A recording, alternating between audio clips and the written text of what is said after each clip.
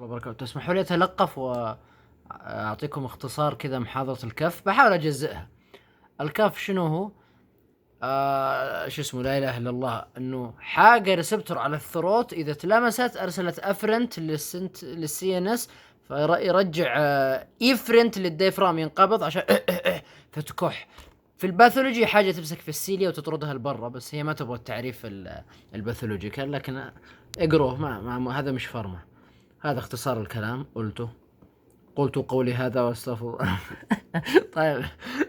stimulation of cuff يمكن يقول peripherally or centrally، هي لا قريبتين من بعض.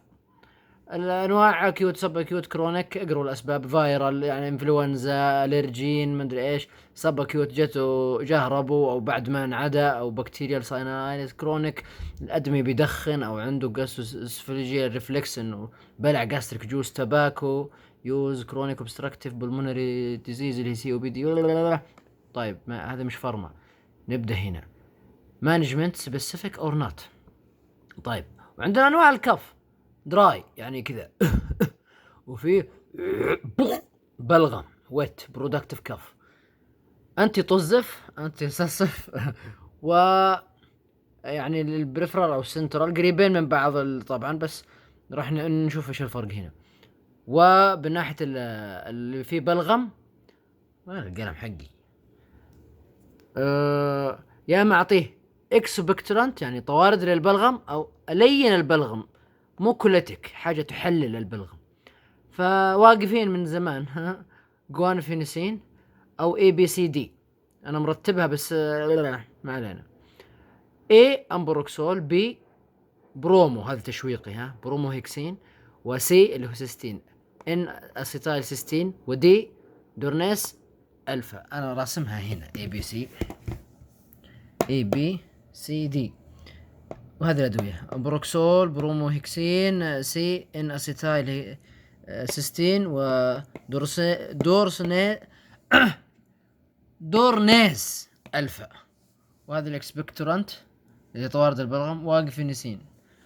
طيب، السنترال بريفرال بخار، عالجها بالبخار او البنزوناتا، بس اوعى تدي البنزوناتا للي اقل من 10 سنين. للبازور ما تدي للبازور بنزوناتا او بنزوناتيت عفوا. السي سي كودين واخوانه الهيدروكودون والمورفين والدكستروميثروبان اورفان او انت طزف انت تصف. طيب، هذه بريفرالي. الدواء هذا يقلل الريفلكس عشان ما يكح، فيقلل الفريكونسي والانتنسيتي اولي للنون برودكتيف يعني ما عنده بلغم. عرفت؟ فنديه ايش؟ بخار او رذاذ الماء او عسل ونفتك منه. فايش انا اسوي؟ غطيت الريسبتور ومنعت انه ايش؟ لا يرسل اشاره فيكح فقط. للايش؟ للنون برودكتيف هذا الشيء.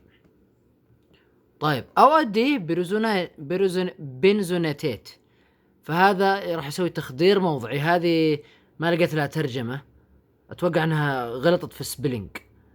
فشوفوا ايش دكتوره صباح قالت لكم، قولوا لي، لانه اذا عكسنا الاو والار طلع ظاهر خنزير، واذا زودنا اي طلع معناها شيء من البرا امينو بنزويك اسيد. ما ادري وش لها علاقه، ماني كيميائي في هذا الشيء، لكن يعني.